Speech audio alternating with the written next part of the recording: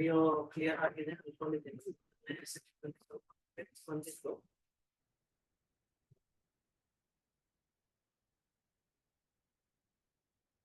ಈಗ ಕ್ಲಿಯರ್ ಆಗಿ ಕೇಳಿಸ್ತಾ ಇದೆ ಅನ್ಕೊಂಡಿದ್ದೀನಿ.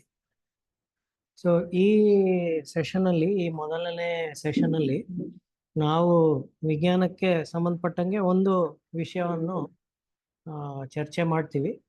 ಇದು ಮೊದಲನೇ ಸೆಷನ್ ಅಲ್ಲಿ ನಾನು ಆಗಿರೋದ್ರಿಂದ ಜಾಸ್ತಿ ಹೊತ್ತು, ಅಂದ್ರೆ ಪ್ರತಿ ಸೆಷನ್ ನಮ್ಮಲ್ಲಿ 3/4 ಗಂಟೆ ಅಥವಾ 45 ನಿಮಿಷದ್ದು ಅಂತ ನಾವು ಏನು ಪ್ಲಾನ್ ಮಾಡ್ತಾ ಇದೀವೋ ಆ 45 ನಿಮಿಷದ ತರ ಅಲ್ಲದೆ ಒಂದು 30 ರಿಂದ 35 ನಿಮಿಷಗಳ ಒಂದು ಪರಿಚಯ ಮಾಡುವಂತ ಒಂದು ಸೆಷನ್ನ ಇವತ್ತು ನಾವು ಮಾಡ್ತೀವಿ. ಈ ಸೆಷನ್ ಅಲ್ಲಿ ವಿಜ್ಞಾನದ ವಿಷಯ ಬಗ್ಗೆ ನಾವು ಮಾತಾಡ್ತಾ ಇರೋದ್ರಿಂದ ಹಾಗೂ ಮುಂದಿನ ವಿದ್ಯಾಭ್ಯಾಸಕ್ಕೆ ನೀವು ವಿಜ್ಞಾನ ಆಯ್ಕೆ ಮಾಡ್ತೀರಿ ಅನ್ನೋ ನಂಬಿಕೆಯಲ್ಲಿ ಕೆಲವು ಪದಗಳು ಇಂಗ್ಲಿಷಲ್ಲಿ ಪರಿಚಯ ಮಾಡ್ಕೊಡ್ತೀವಿ.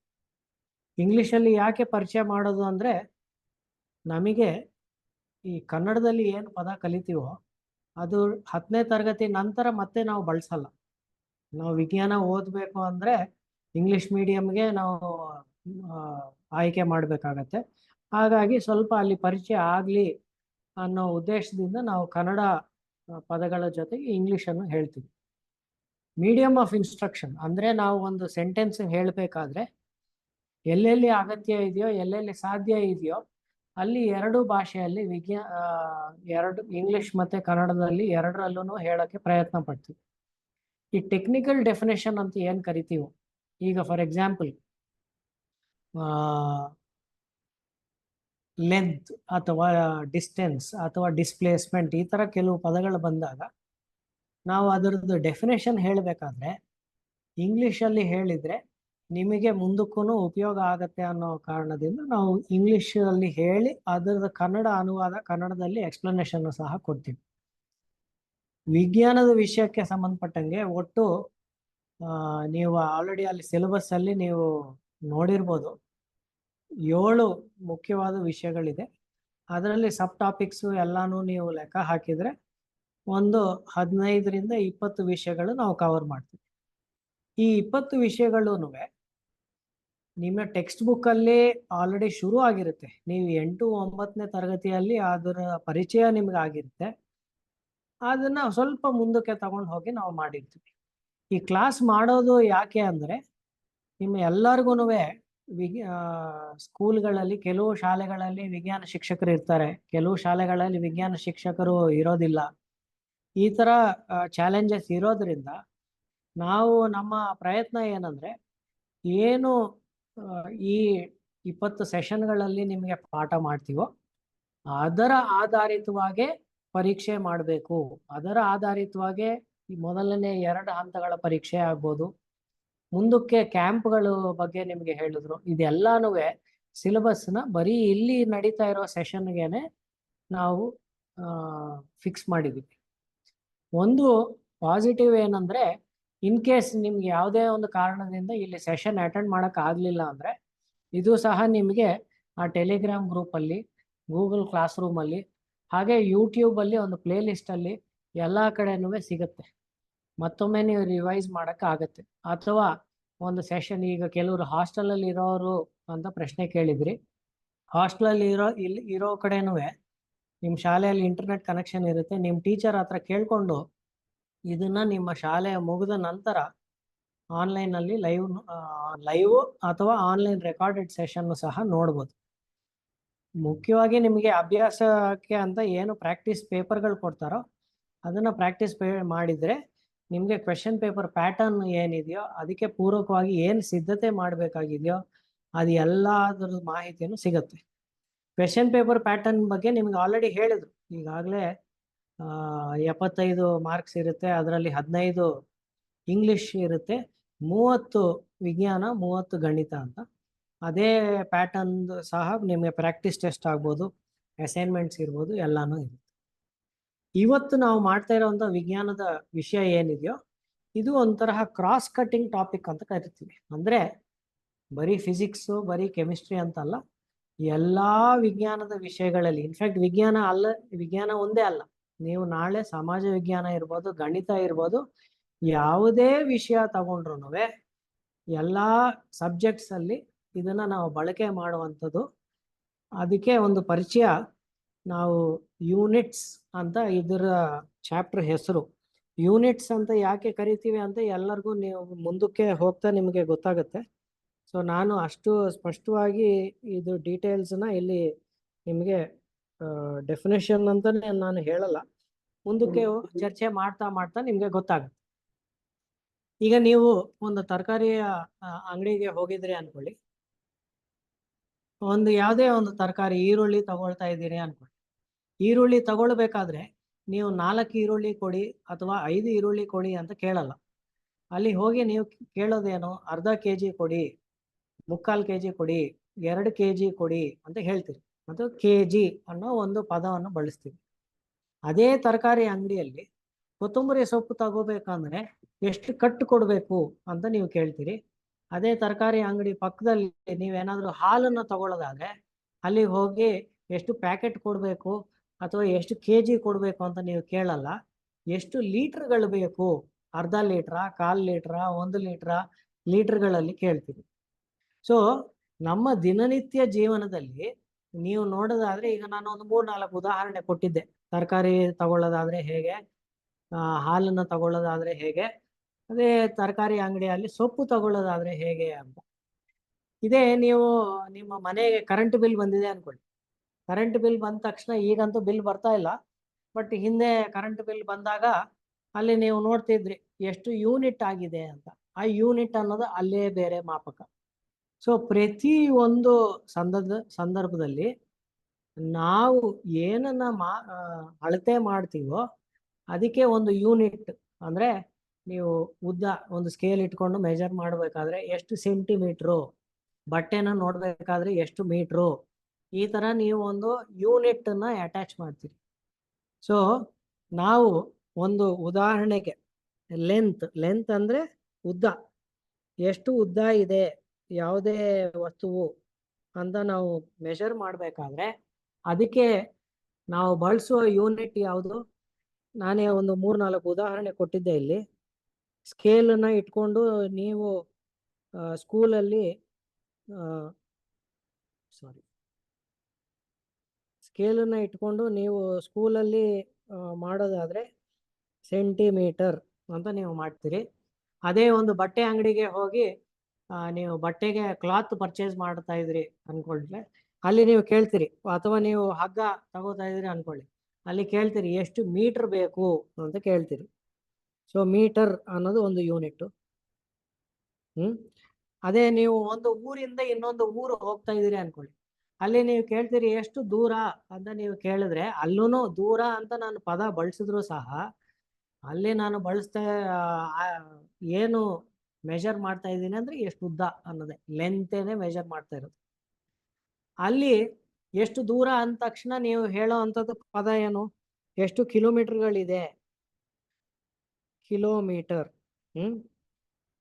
ಸ್ವಲ್ಪ ಹಳೆ ಕಾಲದವರು ಯಾರಾದ್ರೂ ಆದ್ರೆ ಎಷ್ಟು ಮೀಲ್ ಇದೆ ಅಂತ ಒಂದು ಪದ ಬಳಸ್ತಾರೆ. ಈ ಮೀಲ್ ಅನ್ನೋದು ಇದೆಯಲ್ಲ, ಈ ಮೀಲ್ ಅಂದ್ರೆ ಆಕ್ಚುಲಿ ಅದು ಇಂಗ್ಲಿಷ್ ಪದ. ಇಂಗ್ಲಿಷ್ ಪದ ಬಂದು ಮೈಲ್ ಅಂತ. ಅದನ್ನ ನಾವು ಕನ್ನಡದಲ್ಲಿ ಮಾತಾಡ್ಬೇಕಾದ್ರೆ ಮೀಲ್ ಅಂತ ಬದಲಾವಣೆ ಮಾಡ್ಬಿಟ್ಟಿದ್ವಿ. ಸೊ ಈ ತರ ಒಂದು ಉದ್ದ ಅಂತ ನಾವು ನೋಡಿದ ತಕ್ಷಣ ಒಂದು 4-5 ಮೆಜರ್ಮೆಂಟ್ಸ್, ಸೆಂಟಿಮೀಟ್ರು, ಮೀಟ್ರು, ಕಿಲೋಮೀಟ್ರು ಅಂತ ನಾವು ಇದು ಬಳಸ್ತೀವಿ. ಅದೇ ತೂಕ ಅಂತ ಬಂದಾಗ ನೀವು ತೂಕವನ್ನ ಕರೆಕ್ಟ್ ಕನ್ನಡ ಇಂಗ್ಲಿಷ್ ಪದ ಟೆಕ್ನಿಕಲ್ ವರ್ಡ್ ಅಂತ ಯೂಸ್ ಮಾಡೋದಾದ್ರೆ ಅದನ್ನ ಮಾಸ್ ಅಂತ ಕರಿತೀವಿ. ಇದಕ್ಕೆ ಕೆಜಿ ಅನ್ನೋದು ನಿಮ್ಗೆ ಗೊತ್ತಿದೆ. ಕೆಜಿ ಪೂರ್ತಿ ಹೆಸರು ಎಕ್ಸ್ಪ್ಯಾಂಡ್ ಮಾಡಿ ಬರೆಯೋದಾದ್ರೆ ಕಿಲೋಗ್ರಾಮ್. ಅದೇ ಯಾರಾದ್ರೂ ಚಿನ್ನ ತಗೋತಾ ಇದಾರೆ ಅನ್ಕೊಳ್ಳಿ, ಅವ್ರು ಚಿನ್ನ ತಗೊಳ್ಳೋರು ಎಷ್ಟು ಗ್ರಾಮ್ ಅಂತ ಮೆಜರ್ ಮಾಡ್ತಾರೆ, ಗ್ರಾಮ್ ಲೆಕ್ಕದಲ್ಲಿ ಅಳತೆ ಮಾಡ್ತಾರೆ. ಬೇರೆ ಏನಾದ್ರೂ ತೂಕ ಅಳತೆ ಮಾಡಕ್ಕೆ ನಿಮಗೆ ಗೊತ್ತಿರೋ ಅಂತ ಪದಗಳು, ವರ್ಡ್ಸ್, ಟೆಕ್ನಿಕಲ್ ವರ್ಡ್ಸ್ ಏನಾದ್ರು ಇದ್ರೆ ಇಲ್ಲಿ ಚಾಟ್ ಬಾಕ್ಸ್ ಅಲ್ಲಿ ಹಾಕ್ತಾ ಇರಿ, ನಾನು ನೋಡ್ತೀನಿ, ಅದನ್ನು ಸಹ ಇಲ್ಲಿ ನಾವು ತರ್ಬೋದು. ಸೊ ಯಾವ ನಾವು ಟೆಕ್ನಿಕಲ್ ವರ್ಡ್ ಯೂಸ್ ಮಾಡ್ತೀವೋ ಅದು ನಾವು ಇಲ್ಲಿ ಒಬ್ರು ನಾಗಮ್ಮ ಅಂತ ಸ್ಟೂಡೆಂಟ್ ಮೆಜರ್ ಹಾಕಿದ್ದಾರೆ. ತೂಕ ಅನ್ನೋದು ಮೆಜರ್ ಮಾಡ್ಬೇಕಾದ್ರೆ ಟನ್ ಅನ್ನೋದು ಬಳಸ್ತೀವಿ ಅಂತ. ಟನ್ ಅಂದ್ರೆ ಎಷ್ಟು ಅಂತ ಗೊತ್ತಿದೆಯಾ? ಎಷ್ಟು ಕೆಜಿಗಳು ಅಥವಾ ಎಷ್ಟು ಗ್ರಾಮ್ ಅಂತ ಗೊತ್ತಿದೆಯಾ? ಟನ್ ಅಂದ್ರೆ 1000 ಕೆಜಿ. ಆದಿತ್ಯ ಅನ್ನೋರು ಕರೆಕ್ಟ್ ಆಗಿ ಮೆಸೇಜ್ ಮಾಡಿದ್ದಾರೆ. ಅದೇ ರೀತಿಯಲ್ಲಿ ಬೇರೆ ಉದಾಹರಣೆಗಳು ಬರ್ತಿತ್ತು. ಮಿಲ್ಲಿಗ್ರಾಮ್ ಅಂತ ಒಬ್ರು ಹಾಕಿದ್ದಾರೆ. ಈ ಮಿಲ್ಲಿಗ್ರಾಮ್ ಅನ್ನೋದು ಎಲ್ಲಿ ಬಳಸ್ತೀವಿ ಅಂತ ಗೊತ್ತಿದ್ಯಾ? ಮಿಲ್ಲಿಗ್ರಾಮ್ ಅನ್ನೋ ಪದಾನ ನಾವು ಪದೇ ಪದೇ ನೋಡ್ತಾ ಇರ್ತೀವಿ ನಮ್ಮ ದಿನನಿತ್ಯ ಜೀವನದಲ್ಲಿ. ಒಂದು ಏನಂದ್ರೆ, ಯಾರು ಟ್ಯಾಬ್ಲೆಟ್ ತಗೊಳ್ಳೋರು ಇದ್ದಾರೋ ಅವರು ಡಾಕ್ಟರ್ ಬರೀತಾರೆ ನೋಡಿ ನಿಮ್ಗೆ, ಎಷ್ಟು mg ಪ್ಯಾರಾಸೆಟಮಾಲ್ 100 mg ಅಂತ ಬರೀತಾರೆ. ಅಲ್ಲಿ mg ಏನಂದ್ರೆ ಈ ಮಿಲ್ಲಿಗ್ರಾಮ್ ಅಂತ. ಸೊ ಮಿಲ್ಲಿಗ್ರಾಮ್ ಅನ್ನೋದು ಗ್ರಾಮ್ಗಿಂತ ತುಂಬಾ ಚಿಕ್ಕದು. ಅದನ್ನ ಮೆಡಿಸಿನ್ಸ್ ನಾವು ತಗೊಳ್ಬೇಕಾದ್ರೆ ಅಲ್ಲಿ ಕುಮರೇಶನ್ ಅವರು ಅದು ಸಹ ಅಲ್ಲಿ ಬರೆದಿದ್ದಾರೆ ನೋಡಿ. ಅದೇ ರೀತಿಯಲ್ಲಿ ಕ್ವಿಂಟಾಲ್ ಅನ್ನೋ ಪದಾನು ಇದೆ. ಸೊ ನೆಕ್ಸ್ಟ್ ಇನ್ನೊಂದು ಕ್ವಾಂಟಿಟಿ ನಾವು ಈ ಮೆಜರ್ ಮಾಡಕ್ಕೆ ಬರೋದಾದ್ರೆ ಟೈಮ್, ಸಮಯನೂ ನಾವು ಅಳತೆ ಮಾಡ್ತೀವಿ. ಸಮಯಕ್ಕೆ ಯಾವ ಯೂನಿಟ್ಸ್ ಇದೆ ಅಂತ ನೀವು ಚಾಟ್ ಬಾಕ್ಸ್ ಅಲ್ಲಿ ಹಾಕ್ಬೋದಾ?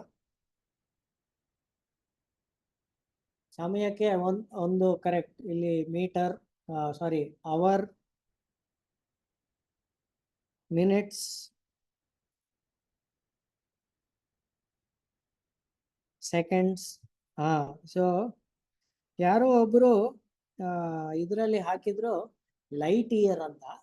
ಒಂದು ನೆನ್ಪಿಟ್ಕೊಳ್ಳಿ, ಲೈಟ್ ಇಯರ್ ಅನ್ನೋದು ಸಮಯಕ್ಕೆ ಯೂನಿಟ್ ಅಲ್ಲ. ಅದು ಲೈಟ್ ಇಯರ್ ಅನ್ನೋದು ಲೆಂತ್ಗೆ, ಅಂದ್ರೆ ಎಷ್ಟು ಉದ್ದ, ಎಷ್ಟು ದೂರ ಇದೆ ಅಂತ ಮೆಜರ್ ಮಾಡಕ್ಕೆ ಲೈಟ್ ಇಯರ್ ಅಂತ ಪದ ಬಳಸ್ತೀವಿ. ಸೊ ಇದನ್ನ ಲೈಟ್ ಇಯರ್ ಅನ್ನೋದು ಎಲ್ಲಿಂದ ಬಂದಿದೆ ಅನ್ನೋದು ನಾನು ಕ್ಲಾಸಲ್ಲಿ ಸ್ವಲ್ಪ ಮುಂದಕ್ಕೆ ಹೋದ್ಮೇಲೆ ಅದ್ರ ಬಗ್ಗೆ ಎಕ್ಸ್ಪ್ಲೇನ್ ಮಾಡ್ತೀನಿ. ಬಟ್ ಲೈಟ್ ಇಯರ್ ಅನ್ನೋದು ಇಯರ್ ಅಂತ ಆ ಹೆಸರಲ್ಲಿ ಇದ್ರೂ ಸಹ ನೆನ್ಪಿಟ್ಕೊಳ್ಳಿ, ಇದು ಉದ್ದದ್ದು ಲೆಂತ್ ಮೆಜರ್ಮೆಂಟ್ಗೆ ನಾವು ಬಳಸೋದು.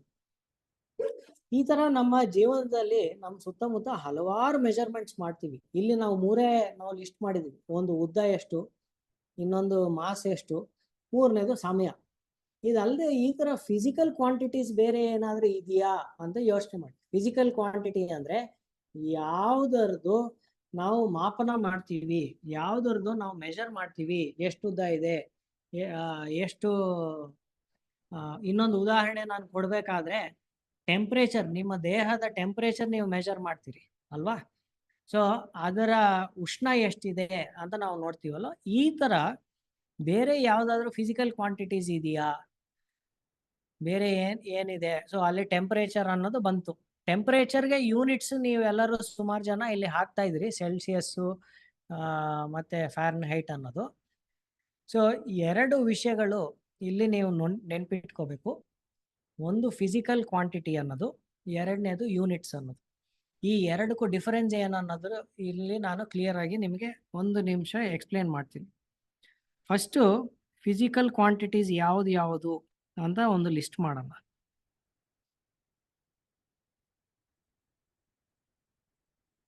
ಫಿಸಿಕಲ್ ಕ್ವಾಂಟಿಟಿ ಅಂದ್ರೆ ಯಾವುದರದ್ದು ನಾವು ಮೆಜರ್ ಮಾಡಕ್ಕೆ ಹೊರಟಿದೀವಿ, ಯಾವುದರನ್ನು ಒಂದರಿಂದ ಇನ್ನೊಂದು ಕಂಪೇರ್ ಮಾಡಕ್ಕೆ ಹೊರಟಿದೀವಿ.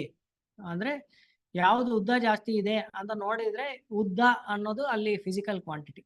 ಯಾವ್ದು ಮಾಪಕ ಯೂಸ್ ಮಾಡ್ತೀವಿ, ಸೆಂಟಿಮೀಟರ್ ಯೂಸ್ ಮಾಡ್ತೀವಾ, ಮೀಟರ್ ಯೂಸ್ ಮಾಡ್ತೀವಾ, ಅವೆಲ್ಲಾನು ಯೂನಿಟ್ಸ್. ಸೊ ಫಿಸಿಕಲ್ ಕ್ವಾಂಟಿಟೀಸ್ ಅಂತ ಬಂದ್ರೆ ಒಂದು ಉದಾಹರಣೆ ನಾನು ಹೇಳ್ದೆ ಈಗಾಗಲೇ, ಲೆಂತು. ಎರಡನೇದು ಎಷ್ಟು ತೂಕ ಇದೆ ಅಂತ, ಮಾಸು. ಮೂರನೇದು ಟೈಮ್.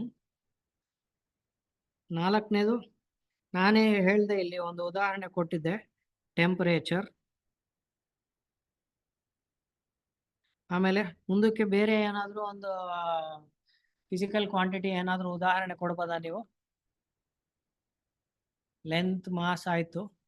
ಲೀಟರ್ ಅನ್ನೋದು ಈ ಆಕ್ಚುಲಿ ಒಂದು ಫಿಸಿಕಲ್ ಕ್ವಾಂಟಿಟಿಗೆ ಯೂನಿಟ್ ಅದು. ಬಟ್ ಯಾವ ಫಿಸಿಕಲ್ ಕ್ವಾಂಟಿಟಿಗೆ? ವಾಲ್ಯೂಮ್ಗೆ ಲೀಟರ್ ಅನ್ನೋದು ಯೂನಿಟ್. ಓಕೆ, ನೆಕ್ಸ್ಟ್ ಇನ್ನೊಂದು ಯಾವ್ದಾದ್ರು ಫಿಸಿಕಲ್ ಕ್ವಾಂಟಿಟಿ.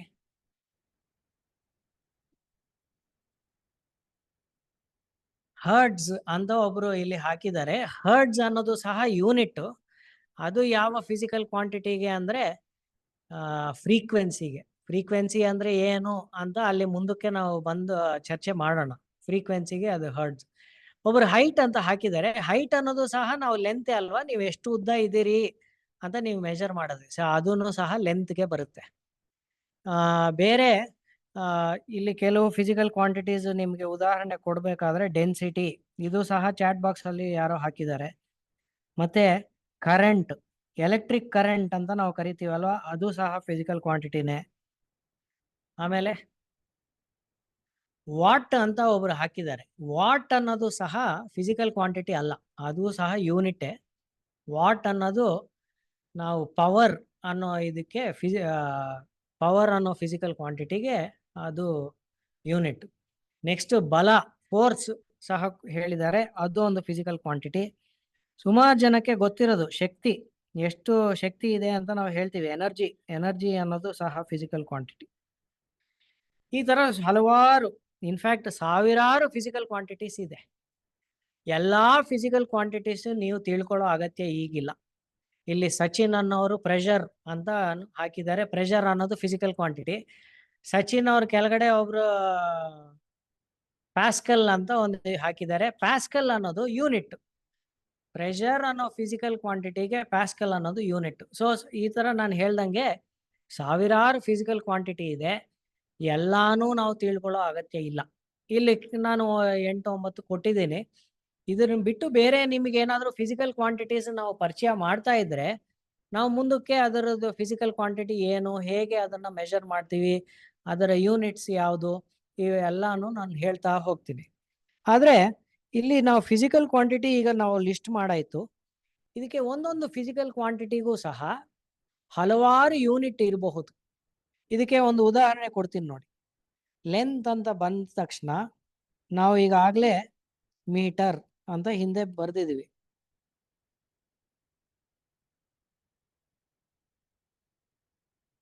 ರೈಟ್? ಸೊ ಹಿಂದೆನೆ ನೀವು ಕಿಲೋಮೀಟರ್ ಅಥವಾ ಮೈಲ್ ಅಥವಾ ಮಿಲಿಮೀಟರ್, ಸೆಂಟಿಮೀಟರ್, ಈ ತರ ಸುಮಾರು ಫಿಸಿಕಲ್ ಕ್ವಾಂಟಿಟೀಸ್ ಒಂದು ಲೆಂತ್ ಅಂತ ಬಂದ ತಕ್ಷಣ ಬಂತು. ಫುಟ್, ಇಂಚ್, ಈ ತರ ಲೆಂತ್ ಅಂದ ತಕ್ಷಣ ಸುಮಾರಿದೆ. ಲೈಟ್ ಇಯರ್ ಯಾರೋ ಅಲ್ಲಿ ಹಿಂದೆ ಒಬ್ರು ಮೆನ್ಷನ್ ಮಾಡಿದ್ರು. ಹಲವಾರು ಫಿಸಿಕಲ್ ಕ್ವಾಂಟಿಟೀಸ್ ಇದೆ. ಮಾಸ್ಗೆ ನಾವು ಈಗಾಗಲೇ ಹಿಂದೆ ಮೆನ್ಷನ್ ಮಾಡಿದ್ವಿ, ಕಿಲೋಗ್ರಾಮ್, ಗ್ರಾಮ್, ಬೇರೆ ಇನ್ನೇನು ಟನ್, ಕ್ವಿಂಟಾಲ್, ಈ ತರ ಸುಮಾರು ಫಿಸಿಕಲ್ ಕ್ವಾಂಟಿಟೀಸ್ ಮಾಸ್ಗೂ ಇದೆ. ಓಕೆ, ಸಮಯಕ್ಕೆ ಬಂದಾಗ ಸೆಕೆಂಡ್, ಅವರ್, ಮಿನಿಟ್, ಇದರಲ್ಲೇನೆ ವೀಕ್, ಇಯರ್, ಮಂತ್, ಇವೆಲ್ಲಾನು ಫಿಸಿಕಲ್ ಕ್ವಾಂಟಿಟೀಸ್. ಟೆಂಪರೇಚರ್ ಅಂತ ಬಂದಾಗ ಒಬ್ರು ಹಿಂದೆ ಮೆನ್ಷನ್ ಮಾಡಿದ್ರು ಸೆಲ್ಸಿಯಸ್ ಅಂತ. ನಾವು ಸುಮ್ಮನೆ ಸೆಲ್ಸಿಯಸ್ ಅಂತ ಬರೆಯಲ್ಲ, ಯೂಶಲಿ ಡಿಗ್ರಿ ಸೆಲ್ಸಿಯಸ್ ಅಂತ ಬರಿತೀವಿ. ಓಕೆ, ಡಿಗ್ರಿ ಫ್ಯಾರನ್ಹೈಟ್ ಅಂತ ಬರಿತೀವಿ. ನೆಕ್ಸ್ಟ್ ಕೆಲ್ವಿನ್ ಅಂತ ಒಂದು ಫಿಸಿಕಲ್ ಇದಿದೆ. ರೀಮರ್ ಅಂತ ಒಂದು ಟೆಂಪರೇಚರ್ ಸ್ಕೇಲ್ ಇದೆ. ಈ ತರ ಒಂದು ಟೆಂಪರೇಚರ್ಗೂ ಸಂಬಂಧಪಟ್ಟಂಗೆ ರ್ಯಾಂಕೈನ್ ಅಂತ ಒಂದು ಸ್ಕೇಲ್ ಇದೆ. ಟೆಂಪರೇಚರ್ ಅಲ್ಲೂ ಒಂದು 5-6 ಕಾಮನ್ ಆಗಿ ಯೂಸ್ ಮಾಡುವಂಥದ್ದು ಫಿಸಿಕಲ್ ಕ್ವಾಂಟಿಟೀಸ್ ಇದೆ, ಯೂನಿಟ್ಸ್ ಇದೆ. ಒಂದು ನೆನ್ಪಿಟ್ಕೊಳ್ಳಿ, ಈಗ ನೀವು ಇಲ್ಲಿಂದ ಮೇಲಿಂದ ನಾನು ಕೊಟ್ಟಿರೋ ಉದಾಹರಣೆಗಳು ನೋಡಿದ್ರೆ ಒಂದೇ ಫಿಸಿಕಲ್ ಕ್ವಾಂಟಿಟಿಗೆ ಹಲವಾರು ಯೂನಿಟ್ಸ್ ಇದೆ. ಹಲವಾರು ಯೂನಿಟ್ಸು ಯಾರು ಕಂಡಿಡ್ದಿದ್ರೋ, ಯಾವ ದೇಶದಲ್ಲಿ ಕಂಡಿಡ್ದಿದ್ರೋ ಅವರ ಅನುಕೂಲಕ್ಕೆ ತಕ್ಕಂತೆ ಫಿಸಿಕಲ್ ಕ್ವಾಂಟಿಟಿಗೆ, ಒಂದೊಂದು ಫಿಸಿಕಲ್ ಕ್ವಾಂಟಿಟಿಗೆ ಒಬ್ಬೊಬ್ಬರಾಗಿ ಯೂನಿಟ್ಸ್ ಕಂಡುಹಿಡಿಯೋದು ಅಥವಾ ಯೂನಿಟ್ಸ್ನ ಬಳಸೋದು ಶುರು ಮಾಡಿದ್ದಾರೆ. ಈಗ ಒಂದು ಉದಾಹರಣೆಗೆ, ನೀವೇನಾದರೂ ಮಾರ್ಕೆಟ್ಗೆ ಹೋದಾಗ ಹೂ ತಗೋತಾ ಇದ್ದೀರಿ ಅನ್ಕೊಳ್ಳಿ. ಅವರು ಒಂದು ಹೂವನ್ನ ಸೆಪರೇಟ್ ಆಗಿ ಕೊಡೋದಾದ್ರೆ ಕೆಜಿ ಲೆಕ್ಕದಲ್ಲಿ ಅಥವಾ 1/4 kg ಅಂತಾನೋ 100 ಗ್ರಾಮ್ ಅಂತಾನೋ ಕೊಡ್ತಾರೆ. ಅದೇ ಒಂದು ಸರ ತರ ಮಾಡಿದ್ರೆ ಒಂದು ಮಾರು ಕೊಡಿ ಅಂತ, ಅದನ್ನ ಇಲ್ಲಿ ನಮಿತಾ ಅನ್ನೋರು ಮೆಸೇಜ್ ಮಾಡಿದಾರೆ ನೋಡಿ, ಒಂದು ಮಾರು ಕೊಡಿ ಅಂತ. ಎಷ್ಟು ಉದ್ದ ಇದೆ ಅಂತ ನಾವು ನೋಡ್ತೀವಿ. ಸೊ ನಮ್ಮ ಕನ್ವೀನಿಯನ್ಸ್ಗೆ ತಕ್ಕಂತೆ ನಾವು ಫಿಸಿಕಲ್ ಕ್ವಾಂಟಿಟೀಸ್ಗೆ ಯೂನಿಟ್ಸ್ನ ನಮ್ಮ ಸಂದರ್ಭಕ್ಕೆ ತಕ್ಕಂತೆ, ನಮ್ಮ ಸುತ್ತಮುತ್ತಲು ಇರೋ ಪರಿಸರಕ್ಕೆ ತಕ್ಕಂತೆ ನಾವು ಬಳಸ್ತೀವಿ. ಆದ್ರೆ ಒಂದೇ ಒಂದು ಪ್ರಾಬ್ಲಮ್ ಏನ್ ಗೊತ್ತಾ, ಈಗ ಒಂದು ಮಾರು ಅಂತ ನೀವು ಹೇಳಿದ್ರೆ ನಂತರ ಕುಳ್ಳಕ್ಕಿರೋ ಒಂದು ಮಾರು ಬೇರೆ ಇರುತ್ತೆ, ಸ್ವಲ್ಪ ಉದ್ದಕ್ಕಿರೋ ಒಂದು ಮಾರು ಬೇರೆ ಇರುತ್ತೆ. ಅವಾಗ ಕಂಪೇರ್ ಮಾಡೋದು ಹೇಗೆ ಅಂತ ಗೊಂದಲ ಆಗತ್ತೆ. ಆ ಕಂಪೇರ್ ಮಾಡೋದು ಗೊಂದಲ ಆಗದೆ ಇರ್ಲಿ ಅಂತ ನಾವು ಸ್ಟ್ಯಾಂಡರ್ಡ್ಸ್ ಅಂತ ಸೆಟ್ ಮಾಡ್ತೀವಿ. ಈಗ ಪ್ರಪಂಚಾದ್ಯಂತ 1 ಮೀಟರ್ ಅಂತ ಹೇಳಿದ್ರೆ ಯಾರೇ ಹೋದ್ರುನುವೆ, ಎಲ್ಲಿಗೆ ಹೋದ್ರುನುವೆ 1 ಮೀಟರ್ ಅನ್ನೋದು ಬದಲಾವಣೆ ಆಗಲ್ಲ. ಸೊ ಆ ತರ ಒಂದು ಸ್ಟ್ಯಾಂಡರ್ಡ್ಸ್ ಅಂತ ಸೆಟ್ ಮಾಡ್ತೀವಿ. ಅದ್ರ ಬಗ್ಗೆನೂ ನಾವು ಮುಂದಕ್ಕೆ ಚರ್ಚೆ ಮಾಡ್ತೀವಿ. ಸೊ ಈ ಫಿಸಿಕಲ್ ಕ್ವಾಂಟಿಟೀಸ್ ಲಿಸ್ಟ್ನೇ ಇದನ್ನ ಸ್ವಲ್ಪ ಡಿಸ್ಕಸ್ ಮಾಡೋಣ.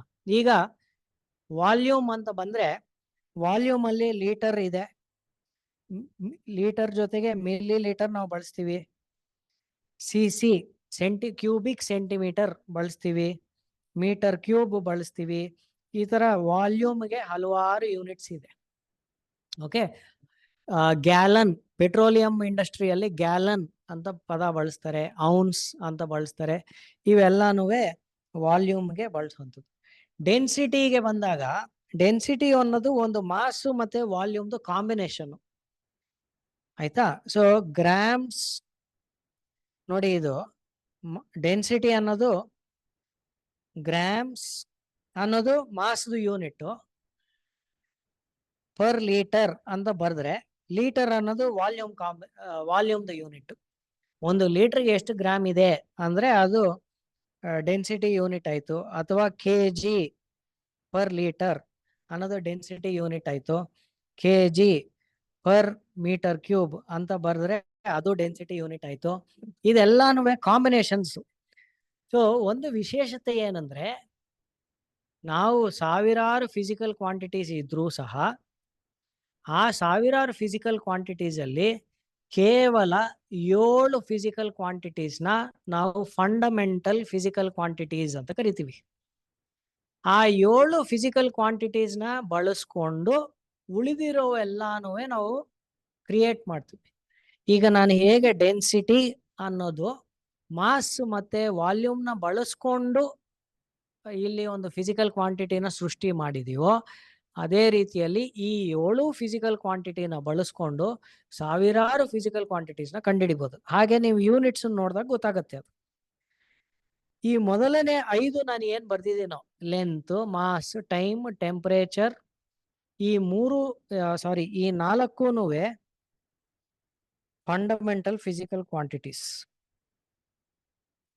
ವಾಲ್ಯೂಮು ಸಹ ಫಂಡಮೆಂಟಲ್ ಫಿಸಿಕಲ್ ಕ್ವಾಂಟಿಟಿ ಅಲ್ಲ. ಯಾಕಂದ್ರೆ ವಾಲ್ಯೂಮು ಬರೋದು ಲೆಂತ್ ಇಂದಾನೆ. ಲೆಂತ್ ಇದ್ರೇನೆ ಏರಿಯಾ, ಏರಿಯಾ ಇದ್ರೇನೆ ವಾಲ್ಯೂಮ್. ಆಗಿರೋದ್ರಿಂದ ವಾಲ್ಯೂಮ್ ಸಹ ಫಿಸಿಕಲ್ ಕ್ವಾಂಟಿಟಿಯಿಂದ ಡಿರೈವ್ಡ್ ಫಿಸಿಕಲ್ ಕ್ವಾಂಟಿಟಿ ಅಂತ ಕರಿತೀವಿ. ಸೊ 7 ಫಂಡಮೆಂಟಲ್ ಫಿಸಿಕಲ್ ಕ್ವಾಂಟಿಟೀಸ್ ಇದೆ, ಸಾವಿರಾರು ಡಿರೈವ್ಡ್ ಫಿಸಿಕಲ್ ಕ್ವಾಂಟಿಟೀಸ್ ಇದೆ. ಅದೇ ಲಿಸ್ಟ್ ಅಲ್ಲಿ 5ನೇ ಫಂಡಮೆಂಟಲ್ ಫಿಸಿಕಲ್ ಕ್ವಾಂಟಿಟಿ ಬಂದು ಕರೆಂಟ್. ಕರೆಂಟ್ಗೆ ಯೂನಿಟ್ ನಾವು ಆಂಪಿಯರ್ ಅಂತ ಬಳಸ್ತೀವಿ. ಅದಲ್ದೇನೆ ಬೇರೆ ಯೂನಿಟ್ಸ್ ಇದೆ, ನಾವು ಹೆಚ್ಚು ಪ್ರಯೋಗ ಅವು ಮಾಡಲ್ಲ, ಹಾಗಾಗಿ ನಾನು ಅಷ್ಟು ಇಲ್ಲಿ ಲಿಸ್ಟ್ ಹೇಳಕ್ಕೆ ಹೋಗಲ್ಲ. ಇನ್ನೊಂದು ಫಿಸಿಕಲ್ ಕ್ವಾಂಟಿಟಿ ಬಲ, ಫೋರ್ಸ್. ಫೋರ್ಸ್ಗೆ ನಾವು ಯೂಸ್ ಮಾಡುವಂಥದ್ದು, ಕಾಮನ್ ಆಗಿ ಯೂಸ್ ಮಾಡುವಂಥ ಯೂನಿಟ್ ನ್ಯೂಟನ್ ಅಂತ. ಇನ್ನೊಂದು ಯೂನಿಟ್ ಇದೆ ಡೈನ್ ಅಂತ ಕರಿತೀವಿ. ಡೈನ್ ಅನ್ನೋ ಪದನ ಅಥವಾ ಯೂನಿಟ್ನ ಈಗ ಹೆಚ್ಚು ಎಲ್ಲೂ ಬಳಕೆ ಆಗ್ತಾ ಇಲ್ಲ. ನ್ಯೂಟನ್ನು ಸಹ ಅಥವಾ ಫೋರ್ಸು ಸಹ ಒಂದು ಡಿರೈವ್ಡ್ ಫಿಸಿಕಲ್ ಕ್ವಾಂಟಿಟಿ. ಎನರ್ಜಿಗೆ ಜೂಲ್ ಅಂತ ಒಂದು ಫಿಸಿಕಲ್ ಕ್ವಾಂಟಿಟಿ ಇದೆ, ಅಂದ್ರೆ ಯೂನಿಟ್ ಇದೆ. ಅದಲ್ಲದೆ ಅರ್ಗ್, ERG ಅಂತಾನು ಒಂದು ಯೂನಿಟ್ ಇದೆ. ಈ ಅರ್ಗ್ ಅನ್ನೋದು ನಾವು ಹೆಚ್ಚು ಈಗ ಬಳಕೆ ಮಾಡ್ತಾ ಇಲ್ಲ. ಬೇರೆ ಇನ್ನೊಂದು ಎನರ್ಜಿಗೆ ಕಾಮನ್ ಆಗಿ ಎಸ್ಪೆಷಲಿ ಊಟದ ವಿಷಯದಲ್ಲಿ ಹಳೇದೊಂದು ಯೂನಿಟ್ ಇದೆ, ಕ್ಯಾಲರಿ ಅಂತ. ಇವತ್ತು ನೀವು ಊಟ ಮಾಡಿದ್ರೆ ಎಷ್ಟು ಕ್ಯಾಲರಿ ಊಟ ಮಾಡಿದಿರಿ ಅಂತ ಲೆಕ್ಕ ಹಾಕ್ತೀವಿ. ಅದು ಏನಂದ್ರೆ ಈ ಶಕ್ತಿ, ಎನರ್ಜಿ. ಆ ಈ ನಿಮಗೆ ಮನೆಗೆ ಎಲೆಕ್ಟ್ರಿಸಿಟಿ ಮೀಟರ್ ಹಾಕಿದ್ರೆ ಎಷ್ಟು ಯೂನಿಟ್ ಅಂತ ನೀವು ಲೆಕ್ಕ ಹಾಕ್ತೀರಿ. ಆ ಎಷ್ಟು ಯೂನಿಟ್ ಅಂತ ಬಂದಿದ್ರೆ ಅದು ಕಿಲೋ ವ್ಯಾಟ್ ಅವರ್. ಇದು ಸಹ ಶಕ್ತಿಯ ಒಂದು ಯೂನಿಟ್. ಇದನ್ನ ಕಿಲೋ ವ್ಯಾಟ್ ಅವರ್ನ ಅವರು KWH ಅಂತ ಬರೀತಾರೆ. KWH. ಈ ತರ ನಾನು ಮತ್ತೊಮ್ಮೆ ಹೇಳೋದು, ಫಿಸಿಕಲ್ ಕ್ವಾಂಟಿಟೀಸ್ ಅಂತ ಬಂದ್ರೆ ಫಂಡಮೆಂಟಲ್ ಕ್ವಾಂಟಿಟೀಸ್ ಅಂದ್ರೆ ಮೂಲ 7 ಕ್ವಾಂಟಿಟೀಸ್ ಇದೆ. 7ರಲ್ಲಿ ಇಲ್ಲಿ 5 ನಿಮಗೆ ಪರಿಚಯ ಮಾಡಿದ್ವಿ. ಉಳಿದಿರೋ 2 ಸ್ವಲ್ಪ ಕ್ಲಿಷ್ಟಕರವಾಗಿರುವಂಥದ್ದು. ಹಾಗಾಗಿ ನಾವು ಇಲ್ಲಿ ಪರಿಚಯ ಮಾಡಲ್ಲ. ನಿಮಗೂ ಬಳಕೆಗೆ ತುಂಬಾ ಕಡಿಮೆ, ಹೈಸ್ಕೂಲ್ ಹಂತದಲ್ಲಿ ತುಂಬಾ ಕಡಿಮೆ ಬರುತ್ತೆ. ಸೊ 7 ಫಂಡಮೆಂಟಲ್ ಫಿಸಿಕಲ್ ಕ್ವಾಂಟಿಟೀಸ್ ಇದೆ. ಈ 7 ಬಳಸ್ಕೊಂಡು ಬೇರೆವೆಲ್ಲಾನು ನಾವು ತಯಾರಿಸ್ತೀವಿ. ಅವನ್ನ ಡಿರೈವ್ಡ್ ಫಿಸಿಕಲ್ ಕ್ವಾಂಟಿಟೀಸ್ ಅಂತ ಕರಿತೀವಿ. ಇವು ಒಂಥರ ಕೌಂಟ್ಲೆಸ್. ನಿಮಗೆ ನಾಳೆ ಈಗಿರೋ ಫಿಸಿಕಲ್ ಕ್ವಾಂಟಿಟೀಸ್ ಎಲ್ಲ ಸಾಕಾಗ್ಲಿಲ್ಲ ಅಂತ ಅನ್ಸಿದ್ರೆ ನೀವೇನೇ ಒಂದು ಹೊಸ ಫಿಸಿಕಲ್ ಕ್ವಾಂಟಿಟೀಸ್ ಸಹ ಕಂಡುಹಿಡಿಬಹುದು. ರೇಣುಕಾ ಅನ್ನೋರು ಚಾಟ್ ಬಾಕ್ಸ್ ಅಲ್ಲಿ ಒಂದು ಹಾಕಿದ್ದಾರೆ, ಅಮೌಂಟ್ ಆಫ್ ಸಬ್ಸ್ಟೆನ್ಸ್ ಅಂತ. ಅದು ಸಹ ಒಂದು ಫಂಡಮೆಂಟಲ್ ಫಿಸಿಕಲ್ ಕ್ವಾಂಟಿಟಿ, 6ನೇದು ಅಂತ ನೀವು ತಗೋಬಹುದು. ಅದಕ್ಕೆ ಯೂನಿಟ್ ನಾವು ಮೋಲ್ ಅಂತ ಯೂಸ್ ಮಾಡ್ತೀವಿ. ಸೊ ಅಮೌಂಟ್ ಆಫ್ ಸಬ್ಸ್ಟೆನ್ಸ್ ಅನ್ನೋದು 6ನೇ ಫಂಡಮೆಂಟಲ್ ಫಿಸಿಕಲ್ ಕ್ವಾಂಟಿಟಿ. ಅದು ಹೆಚ್ಚು ಹೈಸ್ಕೂಲ್ ಹಂತದಲ್ಲಿ ನಾವು ಬಳಕೆ ಮಾಡಲ್ಲ, ಹಾಗಾಗಿ ನಾನು ಚರ್ಚೆ ಮಾಡ್ತಾ ಇಲ್ಲ. 7ನೇದು ಬಂದು ಲೂಮಿನಾಸಿಟಿ ಅಂತ ಕರಿತೀವಿ. ಅದು ಫಂಡಮೆಂಟಲ್ ಫಿಸಿಕಲ್ ಕ್ವಾಂಟಿಟಿ. ಅದೂ ಸಹ ಹೆಚ್ಚು ಹೈಸ್ಕೂಲ್ ಹಂತದಲ್ಲಿ ನಾವು ಬಳಸಲ್ಲ.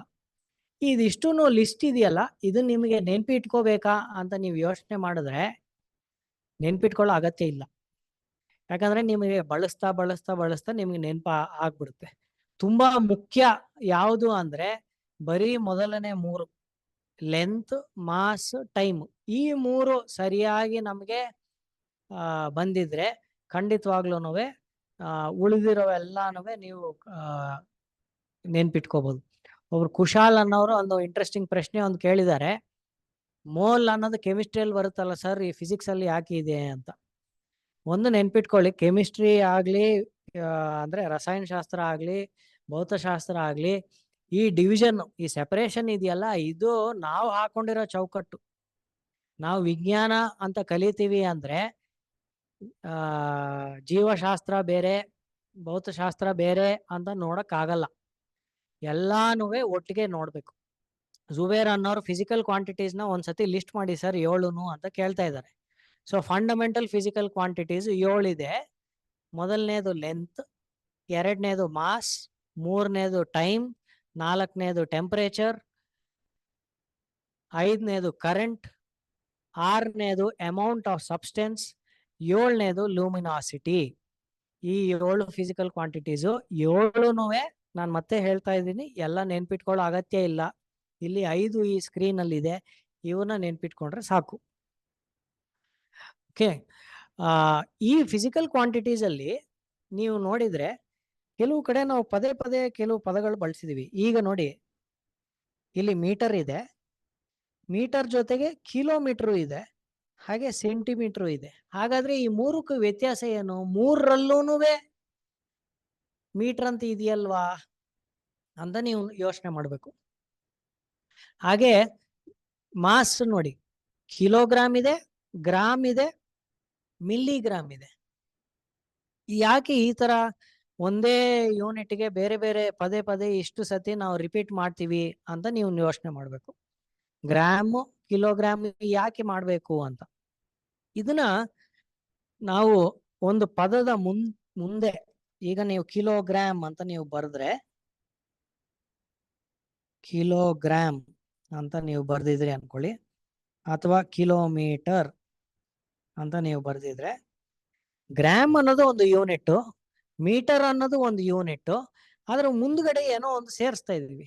ಸಿಮಿಲರ್ಲಿ ಮಿಲಿಮೀಟರ್ ಅಂತ ನೀವು ನೋಡಿ, ಮಿಲಿಮೀಟರ್, ಸೆಂಟಿಮೀಟರ್ ಅಂತ ನೀವು ಈ ಪದ ನೋಡಿದ್ರೆ ಮೀಟರ್ ಅನ್ನೋ ಪದಾನೇ ಇದೆ, ಅದ್ರ ಮುಂದ್ಗಡೆ ಏನೋ ಸೇರಿಸ್ತಾ ಇದೀವಿ. ಮುಂದ್ಗಡೆ ಏನಾದ್ರೂ ಸೇರಿಸ್ತಾ ಇದೀವಿ ಅಂದ್ರೆ ಪ್ರೀ ಅಂತ ನಾವು ಹೇಳ್ತೀವಿ. ಏನಾದ್ರೂ ಒಂದು ಮೀಟಿಂಗ್ನ ಮುಂದಕ್ಕೆ ಮೂವ್ ಮಾಡ್ತಾ ಇದೀವಿ ಅಂದ್ರೆ ಹಿಂದೆ ಅಡ್ವಾನ್ಸ್ಡ್ ಅಂತ ಹೇಳ್ತಾ ಇದೀವಿ, ಈಗ ಪ್ರೀಪೋನ್ ಅಂತ ಪದ ಬಳಸ್ತೀವಿ. ಪ್ರೀ ಅಂದ್ರೆ ಮುಂದಕ್ಕೆ ಮಾಡೋವಂಥದ್ದು. ಸೊ ಒಂದೊಂದು ಪದಕ್ಕೂ ನಾವು ಏನು ಮುಂದೆ ಸೇರಿಸ್ತಾ ಇದೀವೋ ಅದನ್ನ ಪ್ರಿಫಿಕ್ಸ್ ಅಂತ ಕರಿತೀವಿ. ಈ ಪ್ರಿಫಿಕ್ಸ್ ಅನ್ನೋದು ಯಾಕೆ ಬೇಕು ಅಂದ್ರೆ ಈ ಸಮಯಕ್ಕೆ ಅಥವಾ ಸಂದರ್ಭಕ್ಕೆ ತಕ್ಕಂತೆ ಒಂದು ಯೂನಿಟ್ ನ ಚಿಕ್ಕದು ಮಾಡಬೇಕಾಗತ್ತೆ ಅಥವಾ ದೊಡ್ಡದು ಮಾಡಬೇಕಾಗತ್ತೆ. ಈಗ ನೀವು ಒಂದು ಅಂಗಡಿಗೆ ಹೋಗಿ, ನಾನು ಹೇಳ್ದೆ ತರಕಾರಿ ಅಂಗಡಿಗೆ ಹೋಗಿ ಈರುಳ್ಳಿ ತಗೊಳ್ಳೋದಾದ್ರೆ ಕೆಜಿ ಗಟ್ಲೆ ಹೇಳ್ತೀರಿ. ಅದೇ ನೀವು ಹತ್ತಿ ಮಾರೋನ ಹತ್ರ ಹೋದ್ರೆ ಕ್ವಿಂಟಾಲ್ ಲೆಕ್ಕ ಮಾತಾಡ್ತೀರಿ. ಅಥವಾ ಇನ್ನೊಂದು ಕಡೆ ನೀವು ಒಂದು ಗೋಡೌನ್ಗೆ ಹೋಗಿದ್ರೆ ಅಲ್ಲಿ ಟನ್ ಗಟ್ಲೆ ಮಾತಾಡ್ತೀರಿ. ಅದೇ ಚಿನ್ನದ ಅಂಗಡಿಗೆ ಬಂದ ತಕ್ಷಣ ಗ್ರಾಮ್ ಗಟ್ಲೆ ಮಾತಾಡ್ತೀರಿ. ಅದೇ ಔಷಧಿ ತಗೊಳ್ಳೋದು ಅಂತ ಬರೋಷ್ಟೊತ್ತಿಗೆ ಮಿಲ್ಲಿಗ್ರಾಮ್ ಲೆಕ್ಕದಲ್ಲಿ ತಗೊಳ್ತೀರಿ. ಬಟ್ ಗ್ರಾಮ್ ಅನ್ನೋ ಒಂದು ಯೂನಿಟ್ ನ ಇಟ್ಕೊಂಡು ಅಗತ್ಯ ಇರೋ ಕಡೆ ದೊಡ್ಡದು ಮಾಡ್ತೀರಾ, ಅಗತ್ಯ ಇರೋ ಕಡೆ ಚಿಕ್ಕದು ಮಾಡ್ತೀರಾ. ಚಿಕ್ಕದು ಅಥವಾ ದೊಡ್ಡದು ಮಾಡಕ್ಕೆ ನಾವ್ ಏನ್ ಮಾಡ್ತೀವಿ ಅಂದ್ರೆ ಈ ಪ್ರಿಫಿಕ್ಸ್ಗಳು, ಅದಕ್ಕಿಂತ ಮುಂಚೆ ಒಂದೊಂದು ಪದನ ಸೇರಿಸ್ತೀವಿ. ಈ ಪದಗಳು ಒಂಥರ ಸ್ಟ್ಯಾಂಡರ್ಡ್, ನೀವು ಯಾವ ಯೂನಿಟ್ಗೆ ಬೇಕಾದ್ರೂ ಸೇರ್ಸ್ಕೋಬಹುದು, ಮುಂಚೆ ಹಿಂದೆ ಎಲ್ಲಾನು. ಸೊ ಈ ಪದಗಳು ಯಾವುದು ಅಂತ ಒಂದು ಪರಿಚಯ ನಮಗೆ ಆದ್ರೆ ಒಳ್ಳೇದು. ಒಂದು ಇಲ್ಲಿ ಸೆಂಟ್ರಲ್ಲಿ ನಿಮ್ಮ ಯೂನಿಟ್ ಫಸ್ಟ್ ಏನಿದೆಯೋ ಅದನ್ನ ಇಲ್ಲಿ ಸೆಂಟ್ರಲ್ಲಿ ಹಾಕೊಳ್ಳೋಣ. ಇಲ್ಲಿ ಮೀಟರ್ ಅಂತ ನಾವು ತಗೊಂಡಿದೀವಿ ಅನ್ಕೊಳ್ಳೋಣ. ಮೀಟರ್ ಇರ್ಬೋದು, ಗ್ರಾಮ್ ಇರ್ಬೋದು, ಅಥವಾ ಸೆಕೆಂಡ್ ಇರ್ಬೋದು, ಅಥವಾ ಸೆಲ್ಸಿಯಸ್ ಇರ್ಬೋದು, ಕೆಲ್ವಿನ್ ಇರ್ಬೋದು, ಆಂಪಿಯರ್ ಇರ್ಬೋದು. ಯಾವುದೇ ಯೂನಿಟ್ ನ ಒಂದು ಸೆಂಟ್ರಲ್ಲಿ ಇಟ್ಕೊಂಡ್ರೆ ಅದನ್ನ ದೊಡ್ಡದು ಮಾಡಕ್ಕೆಲ್ಲಾನು ಪ್ರಿಫಿಕ್ಸ್ಗಳು ಬೇರೆ, ಚಿಕ್ಕದು ಮಾಡ್ಬೇಕಂದ್ರೆ ಪ್ರಿಫಿಕ್ಸ್ಗಳು ಬೇರೆ. ಸೊ ಫಸ್ಟ್ ದೊಡ್ಡದು ಮಾಡೋದು ಹೇಗೆ ಅಂತ ನೋಡೋಣ. ಈ ಮೀಟರ್ನ 1000 ಪಟ್ಟು ಮಾಡಿದೀವಿ ಅಂತ ಆದ್ರೆ ನಾವು ಕಿಲೋ ಅಂತ ಬಳಸ್ತೀವಿ ಪ್ರಿಫಿಕ್ಸ್. ಅಂದ್ರೆ ಕಿಲೋಮೀಟರ್ ಅಂದ್ರೆ ಏನು, 1000 ಮೀಟರ್ ಅಂತ. ಸೊ ಇದಕ್ಕೆ ಪ್ರಿಫಿಕ್ಸ್ ನ 1000, ಅಥವಾ ನಮ್ಗೆ ಬರೆಯಕ್ಕೆ ಅನುಕೂಲ ಆಗ್ಲಿ ಅಂತ 10³ ಅಂತ ಬರೆದ್ಬಿಡ್ತೀವಿ. ಈ 1000 ಪಟ್ಟು ಮತ್ತೆ ಹೆಚ್ಚು ಮಾಡೋದಾದ್ರೆ ಇದನ್ನ ನಾವು ಮೆಗಾ ಅಂದ್ರೆ 10⁶ ಆಗುತ್ತೆ. ಮತ್ತೆ 1000 ಪಟ್ಟು ಜಾಸ್ತಿ ಮಾಡೋದಾದ್ರೆ ಗೀಗಾ 10⁹. ಇದಕ್ಕಿಂತ ಜಾಸ್ತಿ ಬೇಕಾಗಿಲ್ಲ. ಬಟ್ ನೀವು ನಾನೇ ಒಂದು ಹಿಂಟ್ ಕೊಟ್ಟಿದ್ರೆ ನೆಕ್ಸ್ಟ್ ಹೇಳ್ತೀರಿ. ಕಿಲೋಬೈಟ್ ಅಂದ್ರೆ KB. ಹಿಂದಿನ ಕಾಲದಲ್ಲಿ ಎಲ್ಲ ಫೋನ್ಗಳಲ್ಲಿ ಇತ್ತು. ಈಗ ಸ್ವಲ್ಪ ದೊಡ್ಡದಾದ್ಮೇಲೆ MB ಬಂತು, ಮೆಗಾಬೈಟ್. ಆಮೇಲೆ ಇನ್ನು ಮುಂದಕ್ಕೆ ಹೋಗಿ ಗಿಗಾಬೈಟ್ ಬಂತು, GB ಇಂದ ಮುಂದಕ್ಕೆ ಯಾವ್ದೀಗ TB ಅಂತ ಒಬ್ರು ಪ್ರಜ್ವಲ್ ಅನ್ನೋರು ಹಾಕಿದ್ದಾರೆ ನೋಡಿ. TB ಅಂದ್ರೆ ಆ ಟಿ ಅನ್ನೋದು ಟೆರಾ. ಇದಕ್ಕೆ ಗೀಗಾಗೆ 1000 ಪಟ್ಟು ಜಾಸ್ತಿ. ಸೊ ಟೆರಾ ಆದ್ಮೇಲೆ ಏನಾದ್ರು ಏನಿದೆ ಅಂತ ಗೊತ್ತಿದ್ಯಾ ಯಾರಿಗಾದ್ರು? TB ಆದ್ಮೇಲೆ ನೆಕ್ಸ್ಟ್ ಏನಂತ ಹೋಗಿ ಹುಡುಕಿ. ನೆಕ್ಸ್ಟ್ ಏನಿದೆ ಅಂತ ನಾವು ಮುಂದಿನ ಕ್ಲಾಸಲ್ಲಿ ಪೆಟಾ, ಕರೆಕ್ಟ್, ನವನೀತ್ ಅನ್ನೋರು ಹಾಕಿದ್ದಾರೆ. ಪೆಟಾ ಅಲ್ಲದೇನೋ ಇನ್ನು ಮುಂದಕ್ಕೂ ಇದೆ, ಆಯ್ತಾ? ಸೊ ಅದನ್ನ ಕಂಡಿಡೀರಿ. ನೆಕ್ಸ್ಟ್ ಚಿಕ್ಕದು ಮಾಡ್ತಾ ಹೋಗೋಣ. ಚಿಕ್ಕದು ಮಾಡಿದ್ರೆ 1000 ಪಟ್ಟು ಅಂದ್ರೆ ಒಂದು ಮೀಟರ್ನ ತಗೊಂಡು 1000 ಪಟ್ಟು ಅದನ್ನ ಚಿಕ್ಕದು ಮಾಡ್ತೀವಿ ಅಂದ್ರೆ ಮಿಲ್ಲಿ. ಮಿಲ್ಲಿ ಅಂದ್ರೆ ಏನು, 1000 ಪಟ್ಟು ಪೀಸ್ ಮಾಡ್ತಾ ಇದೀವಿ. ಇದನ್ನ ಸಣ್ಣದಾಗಿ ಬರಿಬೇಕಾದ್ರೆ ನಾನು 10⁻³ ಅಂತ ಬರೀತೀನಿ. ಮಿಲ್ಲಿನ ಮತ್ತೆ 1000 ಪಟ್ಟು ಚಿಕ್ಕದು ಮಾಡಿದ್ರೆ ಮೈಕ್ರೋ ಅಂದ್ರೆ ಇದು 10⁻⁻6 ಆಯ್ತು. ಮೈಕ್ರೋನ ಮತ್ತೆ 1000 ಪಟ್ಟು ಚಿಕ್ಕದು ಮಾಡಿದ್ರೆ ನ್ಯಾನೋ 10⁻⁻9 ಆಯ್ತು. ಈಗ ನೋಡಿ, ಯಾವ್ದು ಆಟಮ್ದು ಒಂದು ಸೈಜು ನೀವು ನೋಡೋದಾದ್ರೆ ನೀವು ಯಾವಾಗ್ಲೂ ನ್ಯಾನೋಮೀಟರ್ ಲೆಕ್ಕದಲ್ಲಿ ಲೆಕ್ಕ ಹಾಕ್ತೀರಿ, ಅಥವಾ ಮಾಲಿಕ್ಯೂಲ್ ಸೈಜ್ ಲೆಕ್ಕ ಹಾಕಿದ್ರೆ ಆ ಆಟಮ್ ಒಳಗೆ ಇರುವಂತ ನ್ಯೂಕ್ಲಿಯಸ್ದು ಅದರ ಸೈಜ್ ಎಷ್ಟು ಅಂತ ನೀವು ಲೆಕ್ಕ ಹಾಕ್ಬೇಕಾದ್ರೆ ಇನ್ನೊಂದು ಹೆಜ್ಜೆ ಕೆಳಗಡೆ ಹೋಗ್ತೀರಿ. ಇದನ್ನ 1000 ಪಟ್ಟು ಚಿಕ್ಕದು ಮಾಡ್ತೀರಿ. ಅದು ಏನು ಯೂನಿಟ್ ಅಂತ ಗೊತ್ತಿದೆಯಾ? ನ್ಯಾನೋಗಿಂತ ಚಿಕ್ಕದು ಪಿಕೋ. ಕರೆಕ್ಟ್. ಮಾನ್ಯ ಅನ್ನೋರು ಮೆಸೇಜ್ ಹಾಕಿದಾರೆ ನೋಡಿ. ಪಿಕೋ.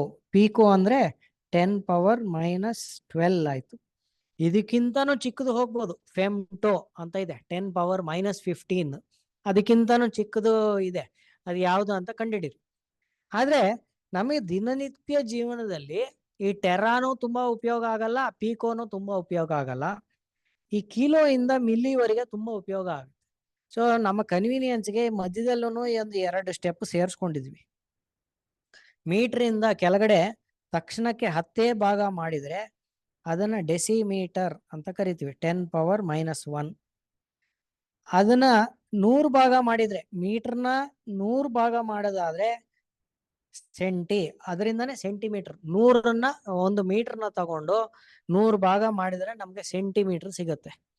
ಅದೇ ಸ್ವಲ್ಪ ದೊಡ್ಡದು ಮಾಡಿದೀವಿ ಅನ್ಕೊಳ್ಳಿ, ಒಂದು 10 ಮೀಟರ್ ತಗೊಳ್ಳೋದಾದ್ರೆ ನಾವು ಡೆಕಾಮೀಟರ್ ಅಂತ ಬರುತ್ತೆ. ಸೊ 10 ಪಟ್ಟು. ಇದನ್ನ 10 ಮೀಟರ್ನ 10 ಪಟ್ಟು ಜಾಸ್ತಿ ಮಾಡೋದು ಅಂದ್ರೆ 100 ಮೀಟರ್ ತಗೊಳ್ಳೋದಾದ್ರೆ ಹೆಕ್ಟಾ, 10⁻2. ಈ ಎಲ್ಲದಕ್ಕೂ ಸಹ ಸಿಂಬಲ್ಸ್ ಇದೆ. ಸೃಷ್ಟಿ ಒಂದು ಮೆಸೇಜ್ ಹಾಕಿದ್ದಾರೆ, ಮೂರು ಎಲ್ಲದಕ್ಕೂ ಮೂರ್ದೇ ಡಿಫರೆನ್ಸ್ ಯಾಕಿದೆ ಅಂತ. ಅಂದ್ರೆ ಮೀಟರ್ ಕಿಲೋಗೆ 3, ಕಿಲೋಯಿಂದ ಮೆಗಾಗೆ 3, ಈ ತರ ಮೂರೇ ಡಿಫರೆನ್ಸ್ ಯಾಕಿದೆ ಅಂತ. ಅದು ನಮ್ಮ ಕನ್ವೀನಿಯನ್ಸ್ಗೆ ಅಂತ ಮಾತ್ರ ನಾವು ಮಾಡ್ಕೊಂಡಿದ್ದು. ಯೂಶಲಿ ನಾವು ಯಾವುದೇ ಮೆಜರ್ಮೆಂಟ್ ಮಾಡಬೇಕಾದ್ರೆ 2 ಡೆಸಿಮಲ್ ಪಾಯಿಂಟ್ಸ್ ವರೆಗೆ ಮೆಜರ್ಮೆಂಟ್ಸ್ ಕೊಡ್ತಾ ಇರ್ತೀವಿ. ಹಾಗಾಗಿ 1000 ಯೂನಿಟ್ಸ್ ಇದ್ರೆ ಕನ್ವೀನಿಯಂಟ್ ಅಂತ ಒಂದೇ ಒಂದು ಕಾರಣಕ್ಕೆ. ಅದಕ್ಕೇನು ಸೈಂಟಿಫಿಕ್ ರೀಸನ್ ಏನೂ ಇಲ್ಲ 3 ಯಾಕಿದೆ ಅಂತ. ಬಟ್ ಒಂದು ಸ್ಟ್ಯಾಂಡರ್ಡ್ ಪ್ರಾಕ್ಟೀಸ್ ತರ ಮಾಡ್ಕೊಂಡು ಬಂದಿದ್ದಾರೆ, ಅದನ್ನೇ ನಾವು ಈಗ ಮುಂದುವರಿಸ್ತಾ ಇದೀವಿ. ಓಕೆ. ಸೊ ಈಗ ನೋಡಿ, ಪ್ರತಿ ಒಂದು ಯೂನಿಟ್ಗೂ ನಾವು ಯಾವ ಸಿಂಬಲ್ ಬಳಸ್ತೀವಿ ಅನ್ನೋದು ತುಂಬಾ ಮುಖ್ಯ. ಮೀಟರ್ ಅಂತ ಇದ್ರೆ ಎಂ ಬರಿತೀವಿ, ಸ್ಮಾಲ್ ಎಂ. ಕರೆಕ್ಟಾ? ಈ ಸ್ಮಾಲ್ ಎಂಗೆ ಮುಂಚೆ ಪ್ರೀಫಿಕ್ಸ್ ಆಗಿರೋದ್ರಿಂದ ಅದಕ್ಕಿಂತ ಮುಂಚಿತವಾಗಿ ಏನ್ ಬರಿತೀವಿ? ನೆಕ್ಸ್ಟ್ ಇದು ನೋಡಿ, ಕಿಲೋಮೀಟರ್ ಅಂದ್ರೆ ಸ್ಮಾಲ್ ಕೆ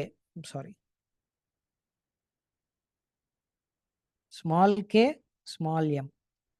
ಒಂದು ನೆನ್ಪಿಟ್ಕೊಳ್ಳಿ, ನಾವು ಇಲ್ಲಿ ಸ್ಮಾಲ್ ಕೆ ಬರಿಬೇಕು, ಕ್ಯಾಪಿಟಲ್ ಕೆ ಅಲ್ಲ. ಯಾಕೆ ಅಂತ ಹೇಳ್ಬೋದಾ? ಯಾಕೆ ಕ್ಯಾಪಿಟಲ್ ಕೆ ಬರೆಯಲ್ಲ ಅಂತ ಯಾರಾದ್ರೂ ಗೆಸ್ ಮಾಡ್ತೀರಾ? ಕ್ಯಾಪಿಟಲ್ ಕೆ ಯಾಕೆ ಬರೆಯಲ್ಲ ಅಂತ?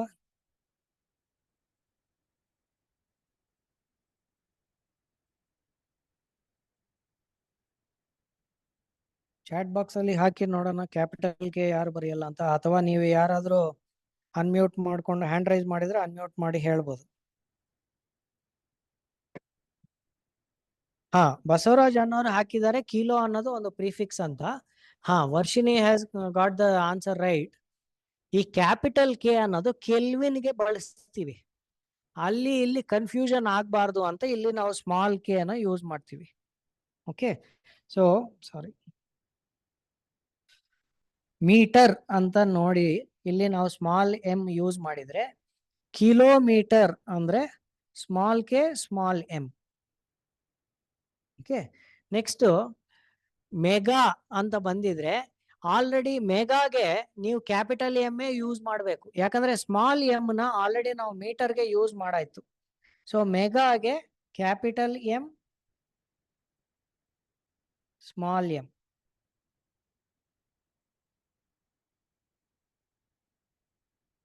ಓಕೆ. ಗೀಗಾಗೂ ಸಹ ಜಿನ ನೀವು ಕ್ಯಾಪಿಟಲ್ ಜಿ ಯೂಸ್ ಮಾಡಕ್ ಆಗಲ್ಲ.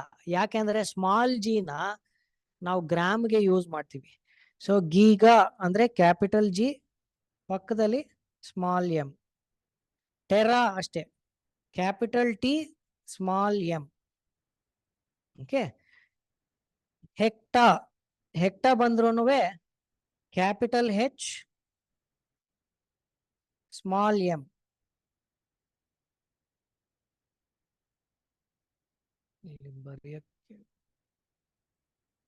ಓಕೆ. ನೆಕ್ಸ್ಟ್ ಡೆಕಾ ನೋಡಿ, ಡೆಕಾನು ಕ್ಯಾಪಿಟಲ್ ಡಿ ಬಳಸ್ತೀವಿ, ಯಾಕಂದ್ರೆ ಡೆಸಿ ಒಂದಿದೆ ಕೆಳಗಡೆ, ಅದಕ್ಕೂ ಇದಕ್ಕೂ ಗೊಂದಲ ಆಗ್ಬಾರ್ದು ಅಂತ ಇಲ್ಲಿ ಕ್ಯಾಪಿಟಲ್ ಡಿ ಸ್ಮಾಲ್ ಎಂ ನಾವು ಬರೀತೀವಿ.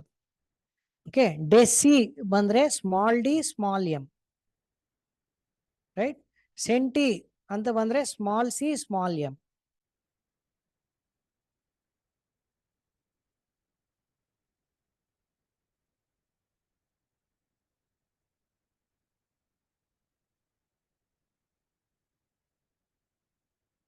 ಮಿಲ್ಲಿ ಅಂತ ಬಂದ್ರೆ ಇಲ್ಲಿ ಸ್ವಲ್ಪ ಎಲ್ಲರಿಗೂ ಸ್ವಲ್ಪ ಗೊಂದಲ ಆಗುವಂತ ಕೆಲಸ.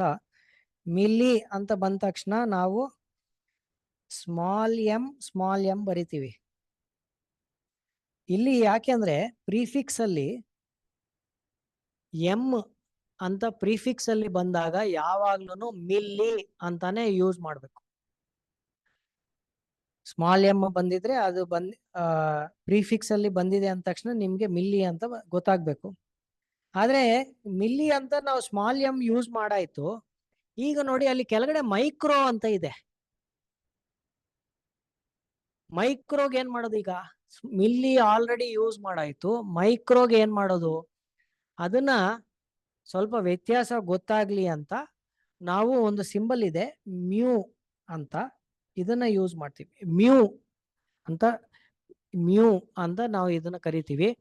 ಮ್ಯೂ ಅಂದ್ರೆ ಏನಿಲ್ಲ, ಯು ಅಂತ ಬರೆದು ಒಂದು ಸೈಡ್ ಅದನ್ನ ಸ್ವಲ್ಪ ಉದ್ದ ಮಾಡ್ಬೇಕು.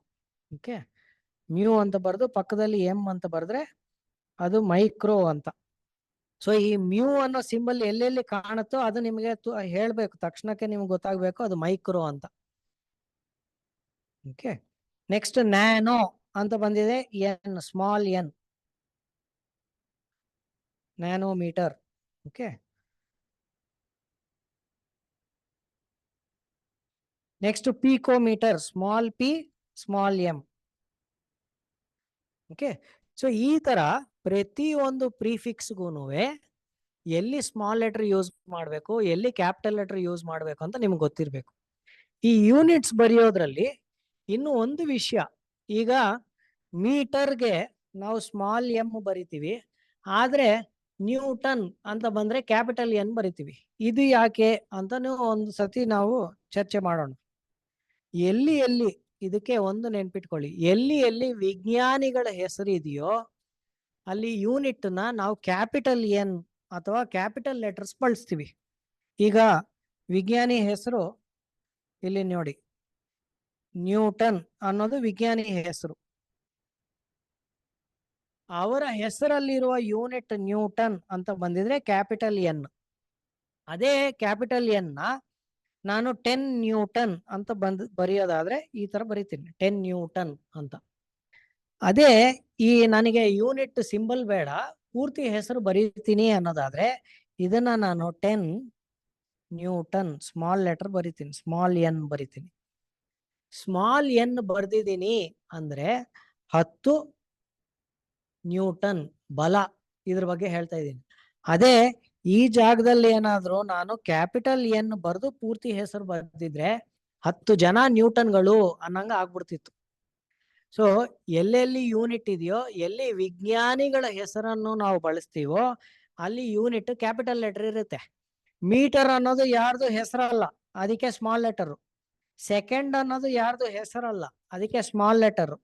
ಗ್ರಾಮ್ ಅನ್ನೋದು ಯಾರ್ದು ಹೆಸರಲ್ಲ, ಅದಕ್ಕೆ ಸ್ಮಾಲ್ ಲೆಟರ್ ಅಲ್ವಾ. ಈ ತರ ಎಲ್ಲಿ ವಿಜ್ಞಾನಿಯ ಹೆಸರು ಇದೆಯೋ ಅದು ಕ್ಯಾಪಿಟಲ್ ಲೆಟರು, ಎಲ್ಲಿ ವಿಜ್ಞಾನಿಯ ಹೆಸರು ಇಲ್ಲವೋ ಅದು ಸ್ಮಾಲ್ ಲೆಟರ್ ಆಗಿ ಯೂಸ್ ಮಾಡ್ತೀವಿ. ಇನ್ನು ಉದಾಹರಣೆ, ಜೌಲ್ ಅಂತ ಕೆಲವರು ಪ್ರೊನೌನ್ಸ್ ಮಾಡ್ತಾರೆ, ಜೂಲ್ ಅಂತ ಕೆಲವರು ಪ್ರೊನೌನ್ಸ್ ಮಾಡ್ತಾರೆ, ಇದು capital letter. Ampere capital letter. Kelvin K capital letter. Watt W capital letter. Hertz ಅಂತ ಹೇಳಿದ್ರಿ, HZ capital letter. Okay, pascal ಇದು ಅಷ್ಟೇ ಕ್ಯಾಪಿಟಲ್ ಲೆಟರ್. ಈ ಕೆಲವು ಯೂನಿಟ್ಸ್ಗೆ ನಾವು 2 ಲೆಟರ್ಸ್ ಯೂಸ್ ಮಾಡ್ತೀವಿ. ಪ್ಯಾಸ್ಕಲ್ ಪಿ ಇದೆಯಲ್ಲ, ಅದು ಕನ್ಫ್ಯೂಷನ್ ಆಗ್ಬಾರ್ದು ಅಂತ PA. ಹರ್ಟ್ಸ್ಗೆ HZ, ಈ ತರ ಕ್ಯಾಪಿಟಲ್ ಲೆಟರ್ ಎಲ್ಲ ಯೂಸ್ ಮಾಡ್ತೀವಿ. ಇನ್ನು ಚಾಟ್ ಬಾಕ್ಸ್ ಅಲ್ಲಿ ಸುಮಾರು ಜನ ಹಾಕ್ತಾ ಇದಾರೆ ನೋಡಿ, volt, V capital letter use ಮಾಡ್ತೀವಿ.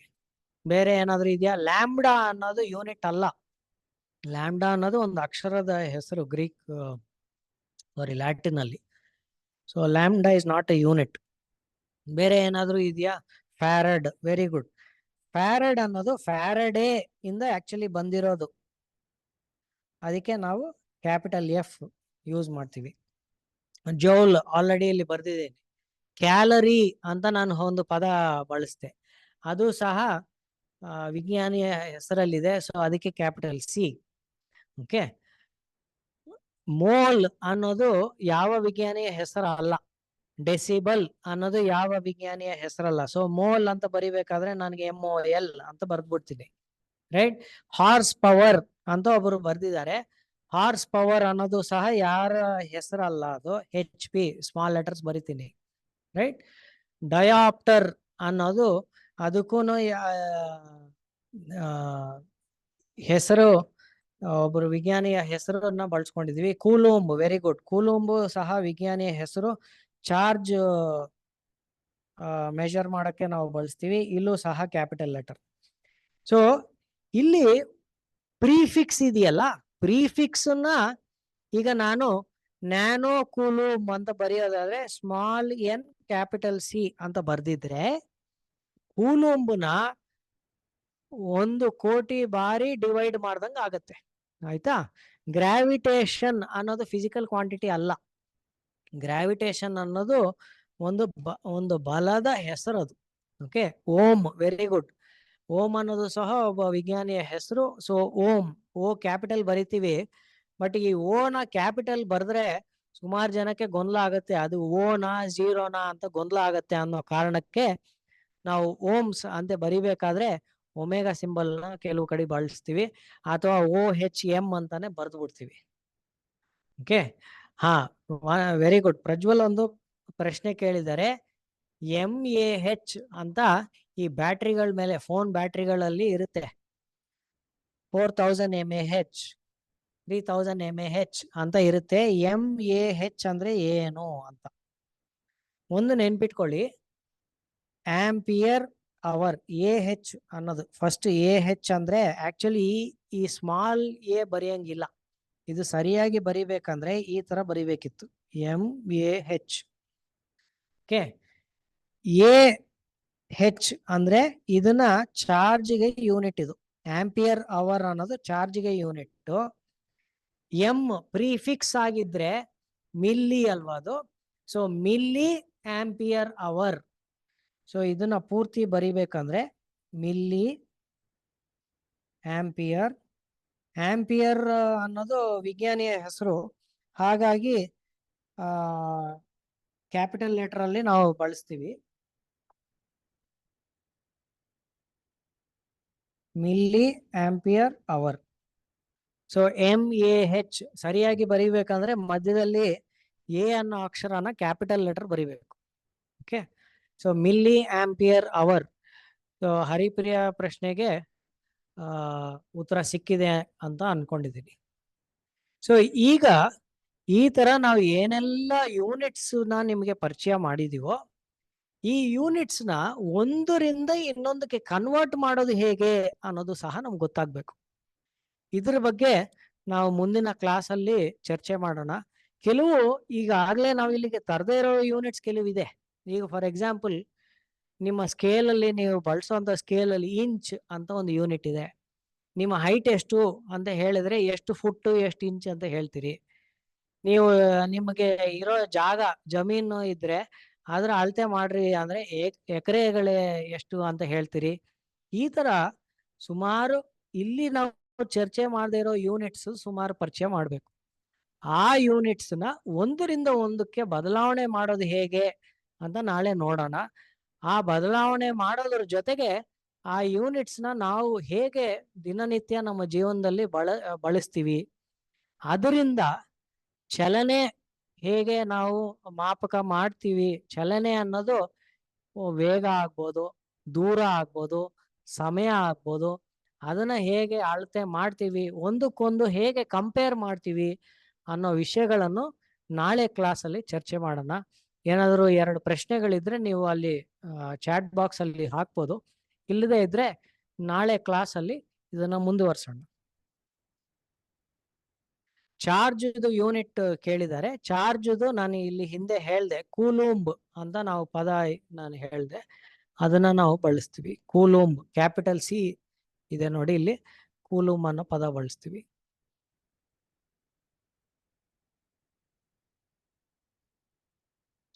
ಇನ್ಫ್ಯಾಕ್ಟ್ ಚಾರ್ಜ್ಗೆ ಇನ್ನೊಂದು ಯೂನಿಟ್ ಫ್ಯಾರಡೆ ಅನ್ನೋದು ಸಹ ಇನ್ನೊಂದು ಯೂನಿಟ್ ನಾವು ಬಳಸ್ತೀವಿ.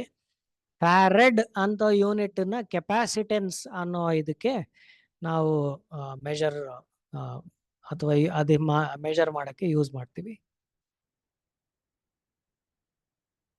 ಸೊ ರೆಕಾರ್ಡೆಡ್ ವಿಡಿಯೋ ಎಲ್ಲಿ ಸಿಗುತ್ತೆ ಅಂತ ಒಬ್ರು ಮೆಸೇಜ್ ಮಾಡಿದ್ದಾರೆ. ಅದನ್ನ ನಾವು ಟೆಲಿಗ್ರಾಮ್ ಗ್ರೂಪ್ ಅಲ್ಲಿ ಮತ್ತೆ ಗೂಗಲ್ ಕ್ಲಾಸ್ ರೂಮ್ ಅಲ್ಲಿ ಹಾಗೆ ಯೂಟ್ಯೂಬ್ ಚಾನಲ್ 3 ಕಡೆನೂ ಹಾಕ್ತಿವಿ. 3ರದ್ದು ಲಿಂಕು ಸಹ ನಿಮ್ಗೆ ಶೇರ್ ಮಾಡ್ತೀವಿ.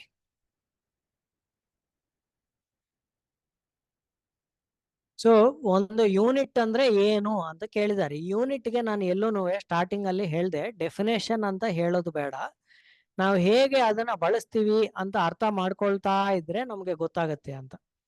ಈಗ ಒಂದು ಡೆಫಿನೇಷನ್ ಅಂತ ನಾನು ಯೂನಿಟ್ಗೆ ಹೇಳ್ಬೇಕಾದ್ರೆ, ನಾನು ಒಂದು ಉದ್ದ ಮೆಜರ್ಮೆಂಟ್ ಮಾಡೋದ್ರ ಬಗ್ಗೆ, ಒಂದು ಹೂವಿನ ಹಾರದ್ದು ಮೆಜರ್ಮೆಂಟ್ ಮಾಡ್ಬೇಕಾದ್ರೆ ಒಂದು ಮಾರು ಅಂತ ಹೇಳಿದ್ರೆ, ಈ ಒಂದು ಮಾರು ಅನ್ನೋ ಪದ ಇದೆಯಲ್ಲ, ಅದು ಏನು ಅಂತ ನೀವು ಯೋಚನೆ ಮಾಡಿದ್ರೆ ಅದೇ ಯೂನಿಟ್. ಅಂದ್ರೆ ಎಲ್ಲಾರ್ಗೂ ಅರ್ಥ ಆಗುವಂತೆ ಒಂದು ಸ್ಟ್ಯಾಂಡರ್ಡ್ ನಾವು ಸೆಟ್ ಮಾಡ್ತೀವಿ. ಆ ಸ್ಟ್ಯಾಂಡರ್ಡ್ಗೆ ನಾವು ಕೊಡೋ ಹೆಸರೇ ಒಂದು ಯೂನಿಟ್. ಸೊ ಆ ಸ್ಟ್ಯಾಂಡರ್ಡ್ ಏನಂದ್ರೆ ಯಾರಿಗೆ ಹೇಳಿದ್ರು ಅರ್ಥ ಆಗ್ಬೇಕು. ನಾನು ಈಗ ನಾಳೆ ನಾನು ಪ್ರವೀಣ್ ಅಂತ ಒಂದು ಯೂನಿಟ್ ಕೊಟ್ಬಿಟ್ಟಿದ್ದೀನಿ ಅನ್ಕೊಳ್ಳಿ. ನೀವು ಎಷ್ಟು ಉದ್ದ ಇದೆ ಅಂದ್ರೆ ಪ್ರವೀಣ್ ಅಷ್ಟು ಉದ್ದ ಇದೆ ಅಂದ್ರೆ ನಿಮ್ಗೆ ಯಾರಿಗೂ ಗೊತ್ತಾಗಲ್ಲ. ವಿಡಿಯೋದಲ್ಲಿ ನೀವು ನೋಡ್ಬೇಕಾದ್ರೆ ಪ್ರವೀಣ್ ಎಷ್ಟು ಉದ್ದ ಇದೆ ಅನ್ನೋದು ಗೊತ್ತಾಗಲ್ಲ. ಹಾಗಾಗಿ ಎಲ್ಲರಿಗೂ ಅರ್ಥ ಆಗುವಂತೆ ನಾನು ಒಂದು ಯೂನಿಟ್ ಅನ್ನು ಡಿಫೈನ್ ಮಾಡ್ತೀನಿ.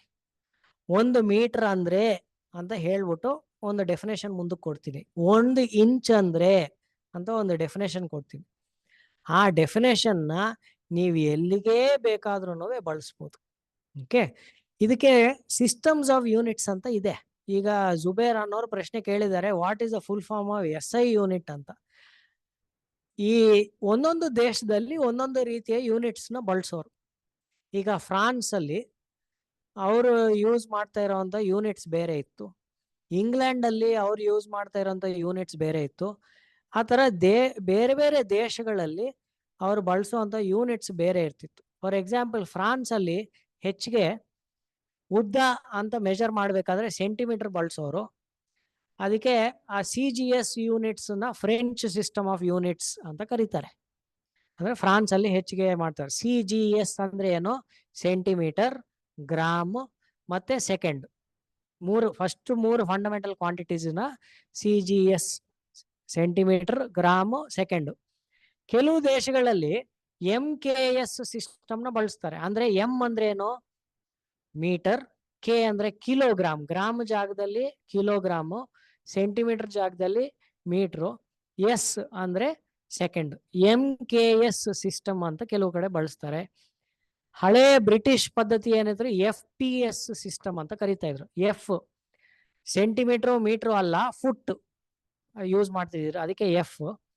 ಪಿ ಪೌಂಡ್ ಅಂದ್ರೆ ಕಿಲೋಗ್ರಾಮು ಅಲ್ಲ, ಗ್ರಾಮು ಅಲ್ಲ, ಪೌಂಡ್ ಅನ್ನೋದು ಯೂಸ್ ಮಾಡೋರು. ಸಮಯಕ್ಕೆ ಮಾತ್ರ ಸೆಕೆಂಡ್, FPS ಅಂತ. ಸೊ ಹಾಗಾಗಿ ಒಂದು ಗಮನಿಸಿದ್ರೆ ಎಲ್ಲಾ ಸಿಸ್ಟಮ್ ಅಲ್ಲೂ ಸಮಯಕ್ಕೆ ಸೆಕೆಂಡ್ ಮಾತ್ರ ಯೂನಿಟ್ ಬಳಸೋರು. ಆದ್ರೆ ಎಷ್ಟು ಉದ್ದ ಇದೆ ಅಥವಾ ಎಷ್ಟು ಭಾರ ಇದೆ, ಎಷ್ಟು ತೂಕ ಇದೆ ಅನ್ನೋದು ಬಂದಾಗ ಮಾತ್ರ ಯೂನಿಟ್ಸ್ ವ್ಯತ್ಯಾಸ ಆಗೋದು. ಸೊ ಆ ಸಿಸ್ಟಮ್ಸ್ ಆಫ್ ಯೂನಿಟ್ಸ್ ಬಗ್ಗೆನೂ ನಾವು ನಾಳೆ ನೋಡ್ತೀವಿ. ಈಗ ನಾವು ಇಂಟರ್ನ್ಯಾಷನಲಿ ಒಂದೇ ಸ್ಟ್ಯಾಂಡರ್ಡ್ ನ ಪದ್ಧತಿನ ಪಾಲಿಸ್ತೀವಿ. ಅದನ್ನೇ SI ಯೂನಿಟ್ ಅಥವಾ ಸ್ಟ್ಯಾಂಡರ್ಡ್ ಇಂಟರ್ನ್ಯಾಷನಲ್. ಈ ಸ್ಟ್ಯಾಂಡರ್ಡ್ ಇಂಟರ್ನ್ಯಾಷನಲ್ ಅನ್ನೋದು ಸಹ ಒಂದು ಫ್ರೆಂಚ್ ಹೆಸರದು. ಅದರದ್ದು ನಾನು ಸಂಪೂರ್ಣ ಮಾಹಿತಿ ನಾಳೆ ಕೊಡ್ತೀನಿ. ಅದ್ರ ಬಗ್ಗೆ ವಿವರವಾಗಿ ನಾಳೆ ಚರ್ಚೆ ಮಾಡೋಣ.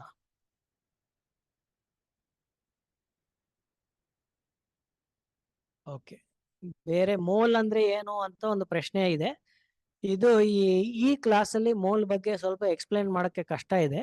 ಸ್ವಲ್ಪ ಮುಂದಕ್ಕೆ ಹೋದಾಗ ರಸಾಯನಶಾಸ್ತ್ರಕ್ಕೆ ಸಂಬಂಧಪಟ್ಟಿರುವಂತ ಒಂದು ಟಾಪಿಕ್ ಶುರು ಆದಾಗ ಮ್ಯಾಟರ್ ಬಗ್ಗೆ ನಾವು ಮಾತಾಡೋದು ಶುರು ಮಾಡಿದಾಗ ಅಲ್ಲಿ ಮೋಲದು ವಿವರಣೆ ನೀಡ್ತೀವಿ. ಸೊ ಇನ್ನೂ ಹೆಚ್ಚಿಗೆ ಪ್ರಶ್ನೆಗಳಿದ್ರೆ ನೀವು ಗೂಗಲ್ ಕ್ಲಾಸ್ ರೂಮ್ ಅಲ್ಲೂ ಸಹ ನಿಮ್ಮ ಪ್ರಶ್ನೆಗಳು ಹಾಕ್ಬೋದು, ಅಥವಾ ಟೆಲಿಗ್ರಾಮ್ ಗ್ರೂಪ್ ಅಲ್ಲೂ ಸಹ ನಿಮ್ಮ ಪ್ರಶ್ನೆಗಳು ಹಾಕ್ಬೋದು. ನಾವು ಎಷ್ಟು ಸಾಧ್ಯನೋ ಅಷ್ಟು ಉತ್ತರಗಳು, ಎಸ್ಪೆಷಲಿ ಗೂಗಲ್ ಕ್ಲಾಸ್ ರೂಮ್ ಅಲ್ಲಿ ಹಾಕಿದ್ರೆ ಎಲ್ಲರಿಗೂ ಉತ್ತರಗಳು ನೋಡೋಕ್ಕೆ ಸಾಧ್ಯ ಆಗತ್ತೆ. ನಾಳೆ ಮತ್ತೆ 7 ಗಂಟೆಗೆ ಸೇರೋಣ. 2 ಕ್ಲಾಸ್ ಇದೆ ನಾಳೆ. 7ರಿಂದ 7:45, 7:45ವರೆಗೆ ಗಣಿತದ ಪಾಠ ಇರುತ್ತೆ. ಹಾಗೆ 7:45ರಿಂದ 8:15ವರೆಗೆ ವಿಜ್ಞಾನದ ವಿಷಯ ಇರುತ್ತೆ. ಗಣಿತದ ಹೊಸ ಪಾಠವನ್ನು ನಾಳೆ ಶುರು ಮಾಡ್ತೀವಿ. ಧನ್ಯವಾದಗಳು.